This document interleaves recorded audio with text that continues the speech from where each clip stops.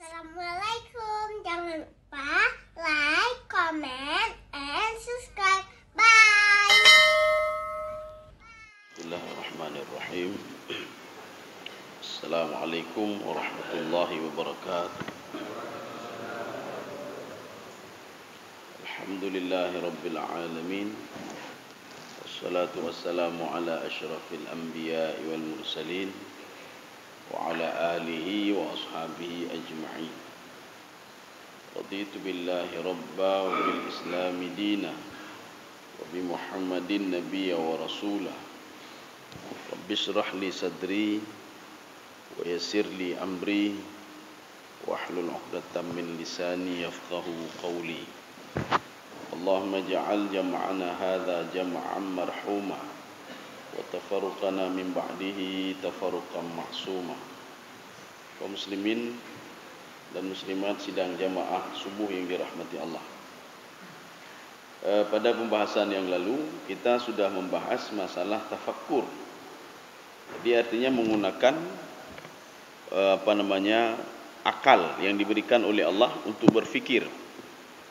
Tetapi di dalam Islam itu ada sesuatu hal yang masuk akal dan ada yang tidak masuk akal. Maka kenapa kita butuh kepada hati? Ketika Umar bin Khattab radhiyallahu anhu melihat Rasulullah mencium Hajar Aswad, apa kata Rasulullah? Kalau tidak dilakukan oleh Rasulullah, maka saya tidak akan pernah melakukan itu. Kenapa? Karena batu itu secara akal tidak mungkin memberikan manfaat dan tidak mungkin memberikan mudarat. Maknanya apa? Ada yang bisa diterima oleh akal dan ada yang tidak bisa diterima oleh akal. Jadi makanya kenapa fungsi akal dan hati dua-dua harus bekerja. Makanya pembahasan kita yang lalu itu, akal ini untuk apa? Supaya membantu hati itu makin dekat dengan Allah Subhanahu wa taala. Kalau orang tidak menggunakan akalnya, maka hatinya juga tidak bekerja. Seperti kematian. Ini kita membahas masalah kematian. Seorang itu secara akal dia bisa menerima kematian itu. Kenapa bisa dia terima kematian? Karena sesuatu itu, kalau kata Imam Jalalain, fadat. Fadat itu ada masanya. Matahari ada masanya, bulan ada masanya, langit ada masanya, bumi juga ada masanya. Kita tidak usah jauh-jauh. Yang kita miliki saja ada masanya. Kita beli kendaraan, kendaraan itu ada masanya. Ada masa-masa tertentu dia tidak bisa jalan lagi. Kita membeli sesuatu ada masanya, dia tidak bisa dipergunakan lagi. Maknanya apa? Secara akal dan logika masuk akal. Manusia ini tidak mungkin kan hidup begini terus. Secara akal, dia ketika menelaah orang lain, kullu nafsin dha'iqatul maut. Kalimat nafsun di situ, semua yang hidup, bukan manusia saja. Tumbuh-tumbuhan juga akan mati. Buktinya mana? Dulu ada pohon itu, sekarang tidak ada lagi. Dulu ada manusia ini, sekarang tidak ada lagi. Dulu ada bapak ini, ada ibu ini, sekarang tidak ada lagi. Artinya secara logika bisa diterima oleh akal. Tapi ada juga ketika manusia dibangkitkan dari kuburnya, manusia disatukan antara roh dan tubuh, sebagian tidak bisa menerima dengan akal. Makanya ajaran Islam itu ada yang bisa diterima, ada yang tidak bisa diterima. Tidak bisa diterima maksudnya apa? Belum sampai dalam jangkauan akal manusia. Kehidupan setelah mati tidak sampai dalam jangkauan manusia. Makanya diberitahukan oleh Allah Subhanahu wa taala melalui Al-Qur'an dan dideteksi oleh manusia melalui hati. Ini sekarang kita berbicara masalah kematian. Kematian ini bisa dideteksi oleh akal. Secara akal tidak ada satu manusia pun yang tidak bisa menerima kematian. Makanya di sini ada ayat Al-Qur'an di dalam surah Al-Jum'ah. A'udzu billahi minasyaitonir rajim. Bismillahirrahmanirrahim. Qul innal mauta allazi tafirruna minhu fa innahu mulaqikum. Ini memang dialog ini namanya dialog khitabi namanya, Pak. Uslub khitabi. Arti khitabi, Allah berdialog langsung dengan Nabi Muhammad sallallahu alaihi wasallam. Ya Muhammad, katakan kepada umatmu, innal mauta allazi tafirruna minhu fa innahu mulaqikum. Kalaupun kamu lari dari kematian, kematian itu akan menjumpaimu. Walaupun di sini ada dua tafsiran. Tafsiran yang pertama, lari dari kematian bagaimana? Dia takut mati. Makna takut mati, dia secara akal dia tahu kalau dia akan mati. Ya, Ketika sakit dia takut mati. Nyo menyemati bagi bani. Ya. Ketika dia diberikan cobaan oleh Allah, ujian oleh Allah, dia takut mati. Jadi artinya apa? Akalnya main. Ini tafsiran yang pertama. Artinya dia lari dari mati supaya tidak mati. Kenapa? Kalau dia mati nanti, ya ini kalau salah satu yang dikatakan oleh Imam Al-Ghazali, kenapa manusia takut mati? Satu saja, hubbud dunia. Karena dia masih cinta sama dunia. Dia tidak belum bersedia untuk meninggalkan dunia. Sudah, ini yang pertama. Yang kedua, tafsiran yang kedua, tafirruna minal maut, lari daripada mati, bukan kita lari dan takut mati, tidak. Kita lalai sehingga kita lupa akan kematian. Seorang itu tahu dia akan mati, bukan tidak tahu. Jadi makanya dunia ini membuat dia lalai sehingga kematian itu dia lupa terhadap kematian. Maka ketika sakaratul maut, seorang itu mencaci maki dirinya. Ini namanya nafsul lawamah. Nafsul lawamah itu ada dua. Lawamatun fil khairi wal lawamatun fil syarri. Seorang mencaci maki dirinya dalam hal kebaikan dan seorang mencaci maki dirinya dalam kejahatan. Bagaimana kebaikan? Kenapa kebaikan saya sedikit sekali? Nah, ini ketika mau meninggal dunia. Artinya tidak ada yang memungkiri kalau seorang itu akan meninggal. Cuma dia saja yang membuat dia lupa. Artinya apa? Dunia ini membuat dia lupa untuk beribadah. Jabatan membuat dia lupa untuk beribadah. Makanya Allah katakan la tulhikum amwalukum wa auladukum an dzikrillah. Tulhikum dibuat lalai. Ya, bukan kita yang lalai, tapi kita dibuat lalai. Kita dibuat lalai sehingga kita lupa. Ya. Jadi makanya yang dimaksudkan tafiru di situ, dunia ini membuat manusia lalai, sibuk dengan dunia, sehingga dia lupa tujuan inti dia itu apa. Sehingga dia lupa kalau di dunia ini cuma sebentar saja. Ada dalam hadis Rasulullah sallallahu alaihi wasallam, Rasulullah bersabda, al-kais. Kais itu apa? Orang cerdas. Al-kais, orang yang cerdas itu adalah orang yang mempersiapkan hidup setelah mati. Itulah al-kais. Kaum muslimin sedang jemaah yang dirahmati Allah. Ini ada di dalam surah Al-Anbiya ayat 1. Allah Subhanahu wa taala berfirman, "Iqtaraba lin-nasi hisabuhum wa hum fi ghaflatin mu'ridun." Jadi manusia kematian itu, hisab yang dimaksud di sini kematian. Kematian itu makin dekat, tetapi manusia juga makin lalai. Jadi artinya sudah ada contoh-contoh. Allah seperti mengatakan kepada Nabi Muhammad sallallahu alaihi wasallam, "Ya Muhammad, tidak ada orang yang aku ciptakan sebelum kamu itu al-khuld." Khuld itu apa? Kekal, tidak ada. Maknanya apa? Orang sebelum kamu itu sudah tidak ada lagi. Kamu juga akan seperti itu. Inna narithul arda wa man 'alaiha. Jadi kami mewariskan bumi. Jadi arti mewariskan bumi bagaimana? Jadi cuma kita fasilitas ini cuma kita pergunakan sebentar saja, Pak. Setelah itu dipergunakan oleh orang lain. Kita meninggal, orang lain pergunakan. Orang lain meninggal, orang lain lagi mempergunakan. Inilah namanya khalifah. Khalifah itu berasal dari kalimat khalfun. Khalfun itu apa? Ada orang lain di belakang kita. Kalau kita sekarang hebat, ada orang lain di belakang kita yang lebih hebat lagi. Kalau sekarang kita menggunakan fasilitas ini, di belakang kita ada anak kita lagi yang menggunakan fasilitas dunia ini. Kaum muslimin sedang jemaah yang dirahmati Allah. Inilah yang hadis Rasulullah katakan, al-kaisu mandana nafsahu wa amila lima ba'dal maut. Orang yang cerdas itu orang yang mempersiapkan dirinya. Ini dana nafsahu, Pak. Ini sama seperti orang menanam saham. Kalau ditanya untuk apa tanam saham? Untuk apa buat ini, buat itu? Untuk masa depan. Tapi masa depan yang dia pikirkan masa depan dunia ini.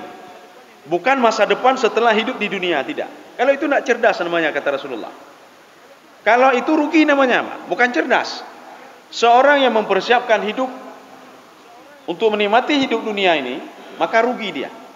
Tapi seorang yang mempersiapkan hidup setelah mati, itulah orang cerdas, kata Rasulullah sallallahu alaihi wasallam. Begitu banyak orang yang pada masa Rasulullah, dia mengatakan diri dia hebat sekali. Dia tidak percaya mati, tidak percaya ini. Sekarang sudah mana dia sudah? Kan sudah tidak ada lagi. Dia sudah mati. Qarun juga sudah tidak ada lagi. Orang yang katanya hebat sekali dulu tidak ada lagi. Semua tidak ada lagi. Artinya menjadi contoh dan dipikir oleh manusia. Maka inilah yang dikatakan tadi, ada yang masuk akal, ada yang tidak masuk akal. Sesuatu hal kematian itu masuk akal sebenarnya. Jadi artinya mati itu sudah habis masa ya. Sudah habis masa. Bulan sudah habis masa. Makanya bulan itu tidak ada warna lagi, tidak ada cahaya. Matahari sudah habis masa, maka tidak ada cahaya lagi. Maka kalau istilah Imam Jalalain, beliau mengangkat sebuah makna namanya fadat. Fadat itu apa? Sudah habis masanya, sudah habis waktunya. Kaum muslimin sedang jemaah yang dirahmati Allah. Rasulullah sallallahu alaihi wasallam juga bersabda, "Man kariha liqa Allahi, karihallahu liqa'ahu." Kalau ada orang benci kematian, benci ketemu dengan Allah. Jadi kematian itu adalah salah satu kunci untuk ketemu dengan Allah. Kalau tidak mati, berarti tidak akan pernah ketemu dia dengan Allah. Maka kalau dia rindu dengan Allah, seorang rindu dengan akhirat, maka dia akan bercita-cita untuk mati. Ya. Barang siapa yang benci kepada mati, maka dia benci, berarti benci kepada Allah. Kalau benci kepada Allah, berarti apa? Allah mengatakan, Allah itu karihallahu liqa'ahu. Allah juga akan benci ketemu dengan dia. Kaum muslimin sedang jemaah yang dirahmati Allah. Manusia itu kan ada tahapan. Latar kabunna tabakan antabak. Tabak itu kalau dalam bahasa kita, bahasa Indonesia, itu lantai. Tabak itu juga masa. Jadi ada periodenya. Ada periode 1, periode 2, periode 3, periode keempat. Kita melalui semua periode ini, Pak. Atau dikatakan dengan tabak. Tabak itu lantai. Kita kalau ingin ketemu dengan Allah harus melalui semua lantai ini. Jadi makanya harus melalui alam roh dulu. Ketika alam roh, alam kandungan. Dari alam kandungan kita ke alam dunia. Semua harus melalui itu. Semua harus melalui itu. Kemudian tatkala itu dia ke alam barzakh. Di alam barzakh kemudian dia bangkit di alam yaumul ba'tsi. Kemudian setelah itu kata Rasulullah sallallahu alaihi wasallam, seorang itu tatkala dibangkitkan di padang mahsyar, ihtimalnya dua, pilihannya dua. Imma ayakuna fil jannah wa imma ayakuna finnar.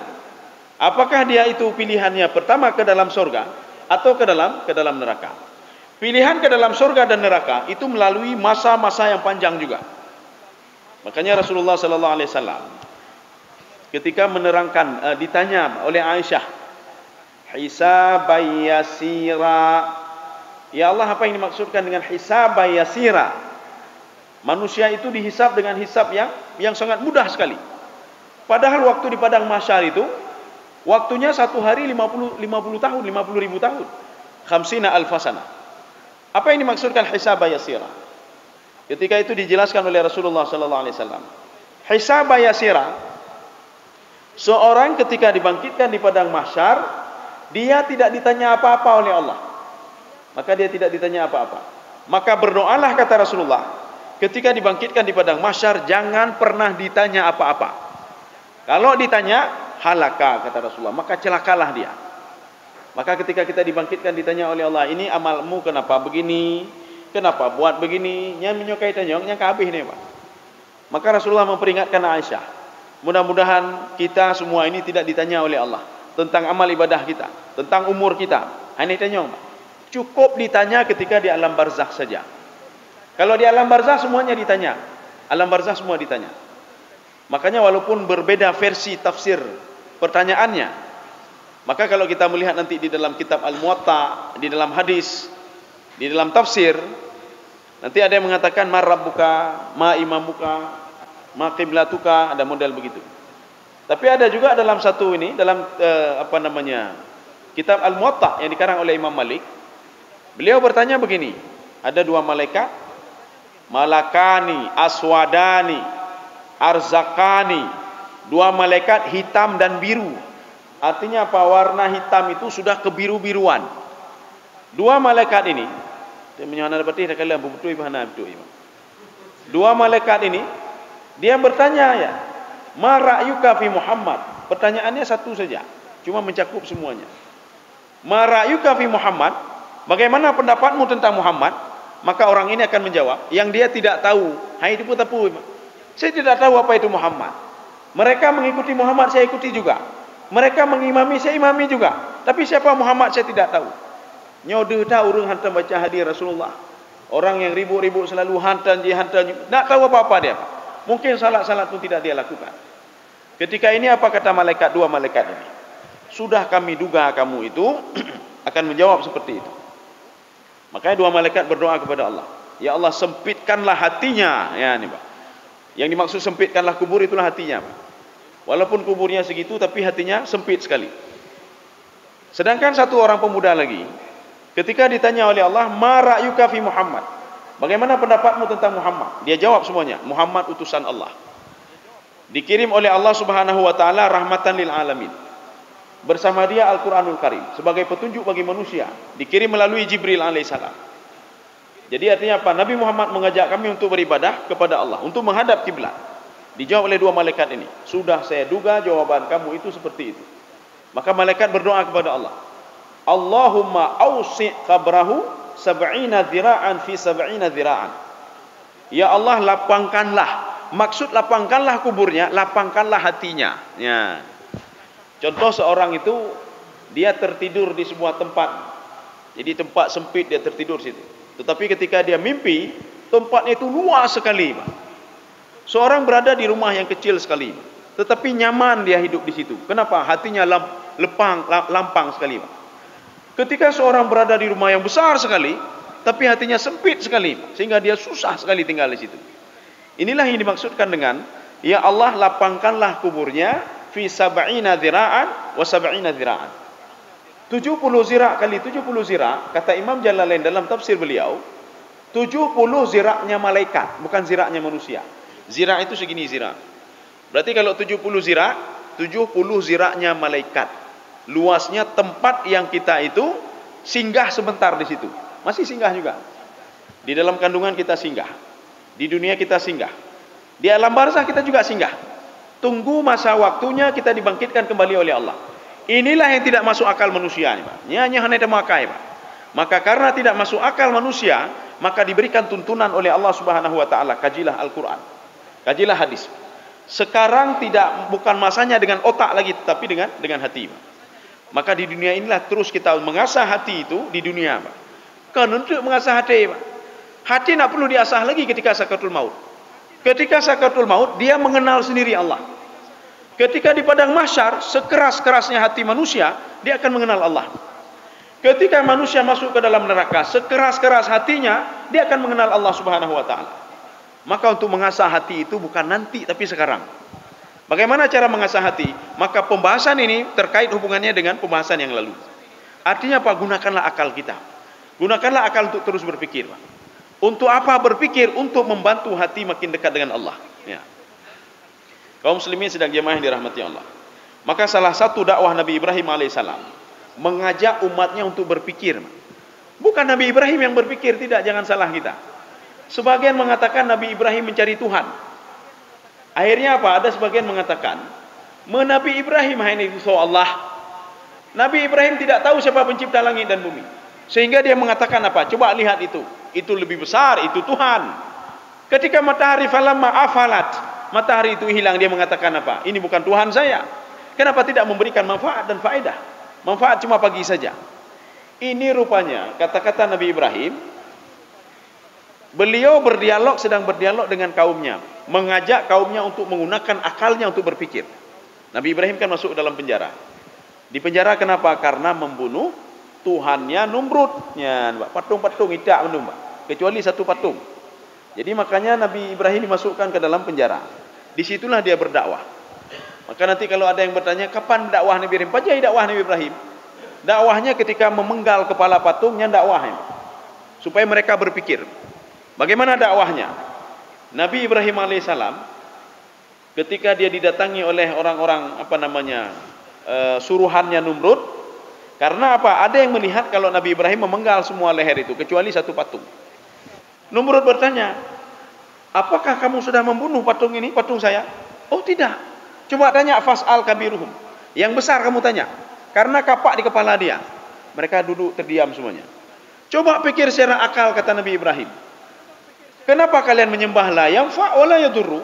Tidak memberikan manfaat dan tidak memberikan mudarat. Untuk apa kalian sembah?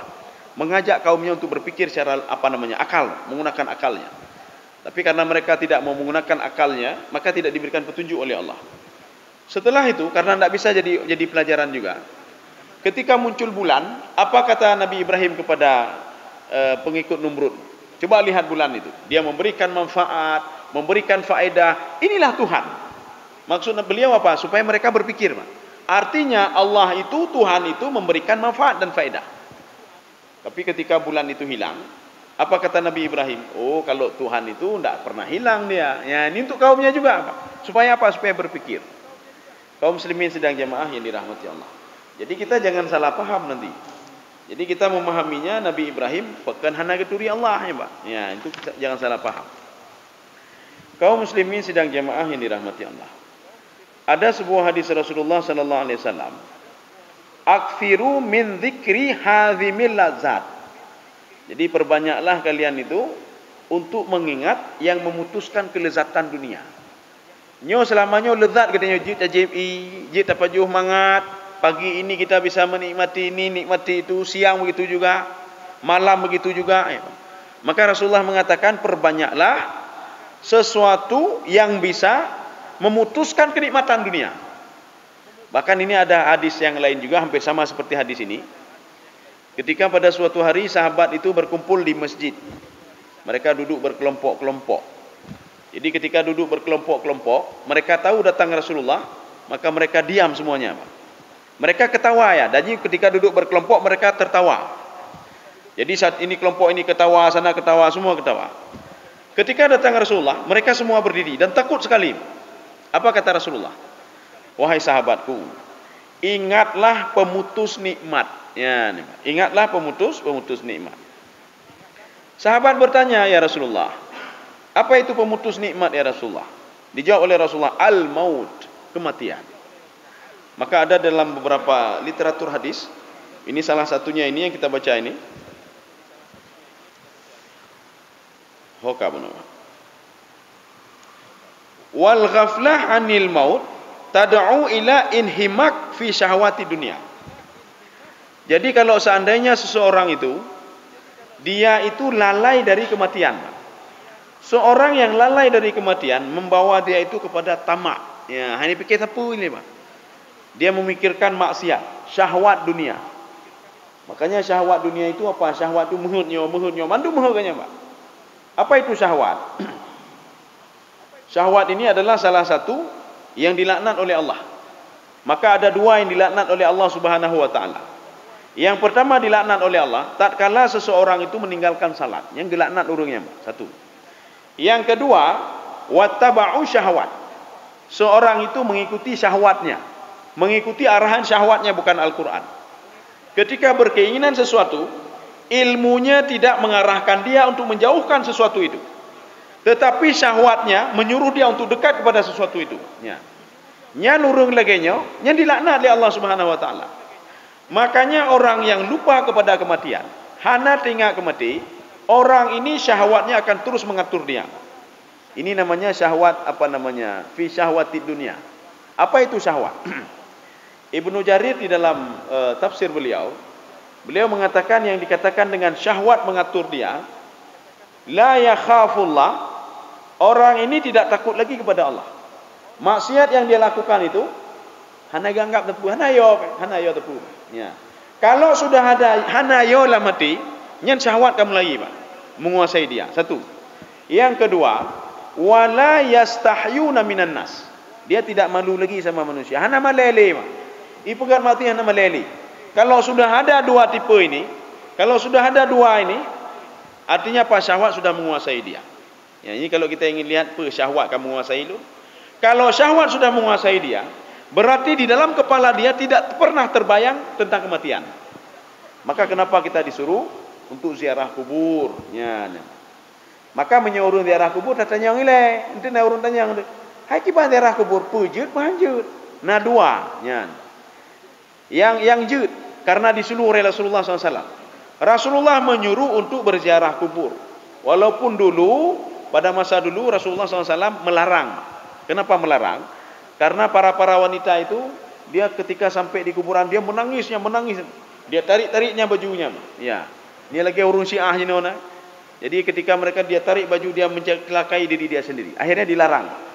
Setelah dilarang, disuruh lagi oleh Rasulullah. Makanya di dalam sebuah kaidah, kalau ada suruhan setelah larangan, maka itu boleh. Ya, nampak. An-nahyu ba'dal amri bimakna ibahah. Boleh, boleh saja. Dulu dilarang, sekarang disuruh. Maka suruh setelah melarang itu maknanya boleh. Berarti ziarah kubur boleh. Ya. Bahkan disuruh lagi, Pak. Untuk apa? Supaya seorang teringat kepada kematian. Ini masalah ziarah kubur. Kemudian yang kedua, untuk mengikuti jenazah. Ya. Menyalatkan jenazah, mengikuti jenazah. Menyomanokan tidak, mungkin hanya sebagian orang saja. Pak. Menyalatkan jenazah. Ya. Supaya apa? Supaya seorang itu teringat kepada mati. Kemudian yang kedua, kenapa tidak boleh? Ya, yang kedua tidak boleh ziarah kubur. Kenapa tidak boleh? Yang pertama dianjurkan. Yang kedua tidak boleh. Bahkan bisa kesyirik. Seorang datang ke kuburan, datang kepa nejak kubur dengku, menjak melake buat dengkuan siat, dengkulan kubur. Pernah melake supaya lon jit lagi ancit, supaya anak lon jeroh lagi gini ancit, melake dia dengku, nak tolong anak lon lagi derancit dengku. Mau putar-putar di kubur, getawah buat kubur. Ini artinya kan sudah melanggar, Pak. Ini sudah keluar dari jalur-jalur syariat yang digariskan oleh Allah. Kalau ingin meminta, mintalah kepada Allah. Kalau ingin bertawasul, ya, jadi Abu Hurairah pernah bertawasul dengan Rasulullah. Bertawasul dengan Rasulullah. Ya Rasulullah, tolong ya Rasulullah, engkau doakan ibu saya supaya ibu saya masuk Islam. Ya berdoa ada Rasulullah. Ya. Makanya kita juga bisa mendatangi seseorang, hai nu tolong, nu berdoa nyan bu. Nu berdoa mak lu, nu berdoa anak lu berpulih bu, nyan. Boleh-boleh saja, kenapa tidak boleh? Karena doa itu bisa saja dipending oleh Allah, bisa saja diterima oleh Allah, dan bisa saja ditolak oleh Allah. Kenapa ditolak oleh Allah? Karena SOP-nya tidak sesuai. Nyan. Standarnya hana-hana standar. Kita berdoa hana standar. Bagaimana kita ingin buat KTP kalau tidak ada syarat? Yang tajak Pak kecil lo yang buat KTP Pak kecil. Oh surat pindah hana Pak kecil. Surat je hana je Pak kecil. Nak bawa juga di. Hana syarat bagaimana? Lo menjak pegang SIM dah pegang. Oh ada syarat le. KTP nak hana hanjut nak bawa juga di. Memang syaratnya susah-susah. Tapi ketika susah kita berusaha, waktu syarat itu sudah terpenuhi, hari itu juga KTP-nya siap. Hari itu juga SIM-nya siap. Memang susah katanya Pak. Nyo harusnya surat keterangan dokter. Oh maka tajak abad dokter lah. Waktu tajak abad dokter tu gede tantri. Abe tantri pun ipengati umat dokter hana yang na asisten. Maka hanjile. Mas tempel ka tinggai, ka sengaja tempel lah. Batau roh surat ni mentang sampai berapa hari. Ipengati nyo surat kecil harus nacit. Jabat kecil. Teruk kantor kecil, ipengah kecil kaya kampung. Setelah kecil pulang, kapaduro pulang. Akhirnya apa? Ngurus surat-surat saja sampai berapa hari. Tetapi kalau surat sudah lengkap, kita bawa ke situ, nyoto, oh nyo nandron, sudah siap, foto, sudah siap, sudah beres. Doa begitu juga. Kalau syarat yang digariskan oleh Allah sudah lengkap, memang agak susah. Pertamanya susah, setelahnya agak susah lagi. Bagaimana tidak susah? Jangan putuskan hubungan silaturahmi. Jangan putuskan hubungan silaturahmi. Maka seorang itu kalau dia ingin diterima doanya, Rasulullah mengatakan wala qati'ur rahim. Jangan putuskan hubungan silaturahmi. Satu. Yang kedua, jaga hubungan baik dengan Allah. Maka seorang yang berbuat maksiat, seorang yang berbuat jahat, dia bermasalah dengan doanya. Bagaimana caranya? Minta ampun dulu. Akui dulu kalau dia sudah berbuat dosa. Maka Nabi Adam alaihissalam ketika beliau ingin bertaubat kepada Allah, bagaimana cara taubatnya? Beliau berpuasa. Puasa. Nak diterima juga taubatnya. Beliau berpuasa, beliau beribadah kepada Allah, beliau berdoa dan minta kepada Allah, tidak diterima juga oleh Allah. Kenapa? Karena beliau itu tidak mengakui dosanya. Karena beliau punya salah dengan Allah. Apa salahnya? Nabi Adam melanggar perintah Allah Subhanahu wa taala. Allah memerintahkan wala taqraba hadhihi syajarata fatakuna minadh-dhalimin. Tapi itu dilakukan oleh Nabi Adam. Kalau kita ini ada perkataan seperti itu, kita lakukan apapun yang dilarang oleh Allah dan tidak melakukan apa yang disuruh oleh Allah Subhanahu wa taala, hana putar berdoa adanya, Pak. Hana putar berdoa. Kalau kita punya dosa, maka bagaimana caranya? Minta ampun dulu kepada Allah. Minta maaf dulu kepada Allah dan akui kalau kita sudah berdosa selama ini. Lun akui ya Allah. Nyan. Menyotir orang kita nak anak gara-gara hana semayang sama lagi kita nak draw kan Pak. Seorang anak tidak salat anak dia. Itu nak Pak. Bibit anak hanjung. Bibit anak kurang ajar dah bukan Pak. Sama seperti tak nak draw katanya Pak. Ya, sama tak nak draw katanya. Artinya apa? Seorang ketika dia berdoa kepada Allah, dia menangis dan lain sebagainya, tidak diterima doanya. Kenapa? Karena kesalahan dia sendiri. Ketika anaknya tidak salah, jangan menyalahkan anaknya. Salah dia sendiri. Kenapa tidak bisa mendidik anak seperti itu? Ya. Kaum muslimin sedang jemaah yang dirahmati Allah. Jadi makanya menyuruh anak salat itu bukan umur 17 tahun, 20 tahun, tidak. Suruhlah anak salat ketika umur fi sab'in, umur 7 tahun.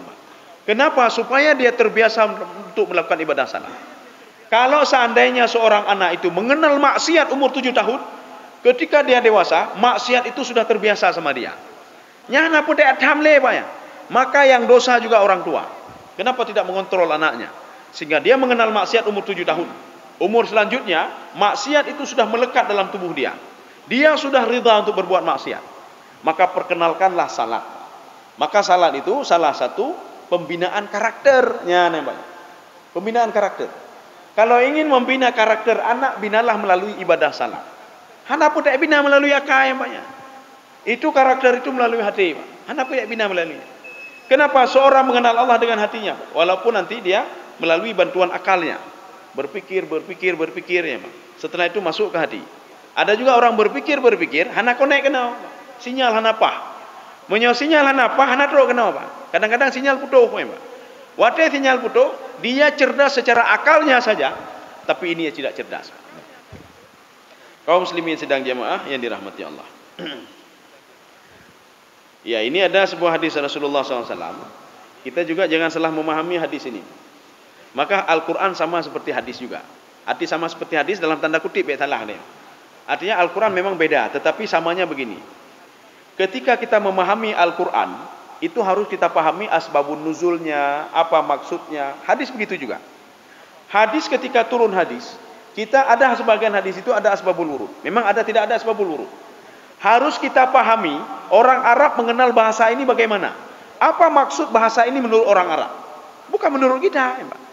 Katanya menurut katanya, menurut leon bikno. Cuma menurut katanya, ijak tipulan lam. Menurut saya begini. Ijak tipulan lam. Menurut saya begini. Akhirnya apa? Ribut satu sama lainnya. Karena mereka itu mengunggulkan menurutnya. Ai menurut gurelun pegah habis no, pegah li gurelun. Pegah li teratu. Pokon. Gurelun pegah habis no. Datanya mak gurel je, gurel rompak negara. Gurelun pegah lam lagi nya. Kapalo. Ka gurel ju. Tanya lah gurelun ho. Gurelun ka mati ka meninggal hanali. Hana pak tanya le. Tapi ketika seorang mengatakan dron pak nomor 0. Lombak gurelun ni deh dari gurel. Tanya mak gurel, dron pak gurel. Oh, nyoba kitabnya. Itu ada dalam Al-Quran halaman sekian. Itu ada dalam penjelasan hadis Rasulullah. Nyan baru kaji. Jadi nak boleh menurut saya nak boleh. Kita harus melihat dari berbagai segi. Bagaimana orang Arab memahami ini? Bagaimana orang Arab itu hadis ini sebab turunnya apa? Ya contoh ini. Qala Rasulullah sallallahu alaihi wasallam. Ini hadis ini walaupun hadis dhaif ya. Artinya kita bisa mempergunakan hadis ini litarghib amal untuk motivasi dalam beribadah. Akfiru min dzikril maut. Perbanyaklah kalian itu mengingat mati. Ya. Fa innahu yamhasil dzunub wa yazhadu fid dunya. Dengan mengingat mati, seorang itu apa? Dosa-dosa akan diampuni dosa dia. Secara logika. Ikna urung du yang mengenang mati, Pak, dia akan diampuni dosa dia. Rupanya bukan itu. Ini satu yang pertama. Yang kedua, wa yazhadu fid dunya. Seorang akan zuhud dia di dunia. Apakah dengan duduk kita mengenal mati akan menzuhud di dunia? Kita jangan salah dulu. Apakah dosa kita akan diampuni? Maksud hadis ini, barang siapa yang mengingat mati, maka otomatis dia akan menjaga dirinya. Akan menjaga tangannya. Ketika seorang menjaga tangannya dan menjaga anggota tubuhnya, dia sudah meminimalisir dosa. Biasa oronyo lega kalan dosa. Karena dia tahu teringat kepada mati, maka dosa itu bisa diminimalisir oleh dia. Karena dia tahu dia akan mati, maka tangan dia akan menjaga tangannya. Nyo hana cok lihat agopnya. Nyo hana zalimile gopnya. Walaupun nanti ada sekian persen. Artinya apa? Dia sudah meminimalisir dosa. Ya, inilah yang dimaksudkan dengan fa innahu yamhasidz dzunub wa yazhadu fid dunya. Karena dia itu sudah menjaga tangannya, menjaga matanya, menjaga mulutnya, anggota tubuhnya, menjaga hatinya, membuat dia itu zuhudnya.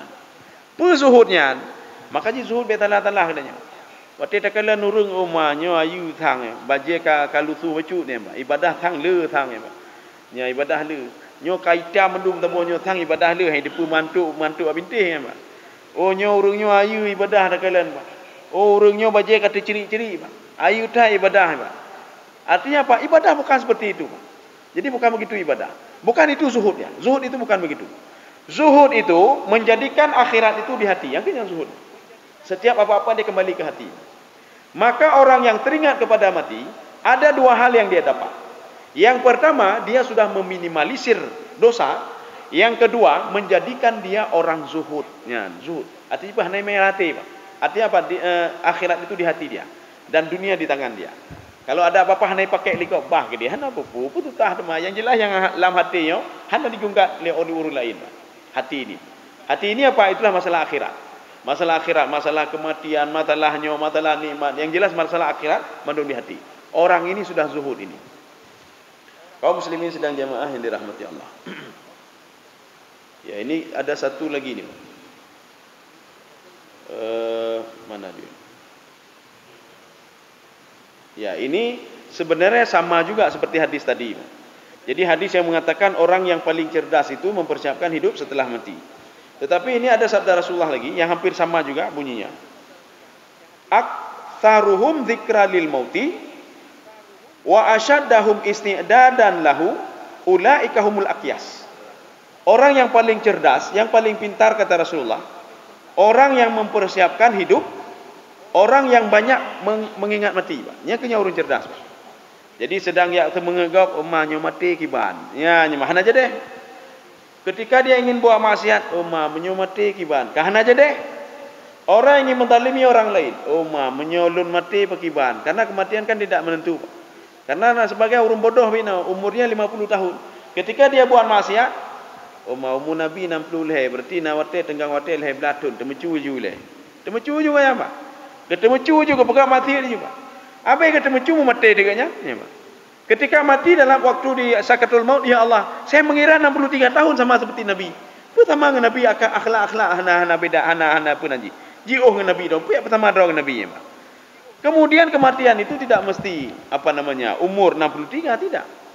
Memang dalam hadis Rasulullah, kebanyakan umatku itu kata Rasulullah baina sittin wa sab'in, di antara 60 dan 70 tahun ya. Kalau dikurang daripada 50 itu artinya tidak begitu ramai. Lebih dari 70 juga hana-hana tak ledah ni, Pak. Tetapi 70 dan 60 dan 70. Tidak ada yang tidak tahu hadis ini, Pak. Hana terdepu, Pak. Cuma ketika kita katakan Pak urun lain, hai, dengku don akan meninggal cid. Betul lu meninggal cid ya, Pak, meninggal. Semua mengakui kalau dia akan meninggal dunia. Tidak ada yang mengatakan hana, lu abadi don, hana ya, Pak. Maka Allah mengatakan, coba tunjukkan ada orang abadi di sini. Hana ya, Pak. Bahkan Fir'aun sendiri mati Fir'aun. Tidak ada yang umur yang lebih panjang dibandingkan dengan Nabi Nuh alaihissalam. Maka sebagian riwayat mengatakan 950 tahun. Sebagian mengatakan 1250 tahun umur Nabi Nuh alaihissalam. Kemudian Rasulullah mengatakan, orang yang paling cerdas itu itulah ini yang pertama. Yang kedua, wa asyadduhum isti'dadan lahu, yang mempersiapkan mati. Zahabu bisyarafid dunya wa karamatil akhirah. Dua yang dia dapat. Bisyarafid dunya, seorang yang dia itu zikrul maut, dia mengingat mati. Seorang itu yang mempersiapkan hidup setelah mati. Dua yang dia dapat, kemuliaan di dunia. Yang kedua, karamah di akhirat. Jadi dua yang dia dapat. Maka orang-orang yang hanai pikir mati, dua-dua ini tidak pernah dia dapatkan. Kemuliaan dunia tidak pernah dia dapatkan. Walaupun fasilitas dunia itu dia menggunakan seluruh fasilitas dunia. Fasilitas itu semuanya bisa dapat. Kemuliaan tidak ada yang bisa dapat kemuliaan. Kalau ingin kemuliaan dunia dan karamah di akhirat, maka lakukanlah dua hal ini. Yang pertama, perbanyaklah untuk mengingat mati. Ketika ingin membohongi orang lain, ya Allah, baik lun ji gop ya Allah, lu akan mati ci ya Allah. Kepulun dalimi go lu akan mati ci. Lebih bagus apa? Persiapkan hidup setelah mati. Dan jadikan dunia ini sebagai ladang untuk menuju akhirat. Jadikan dunia ini sebagai fasilitas untuk menuju akhirat. Apapun yang kita lakukan di dunia ini nilainya akhirat. Supaya bergo katanya apa? Artinya apa? Kita hidup di dunia tetapi kita dapat pahala akhirat.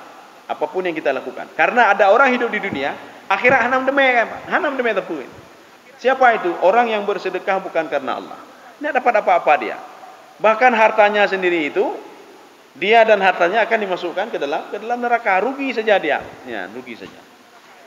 Saya rasa cukup sekian. Ya.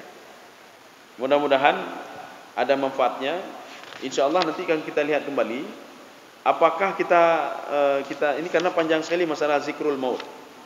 Atau nanti kita lihat kembali. Ini judul lain lagi ya. Judul lain lagi.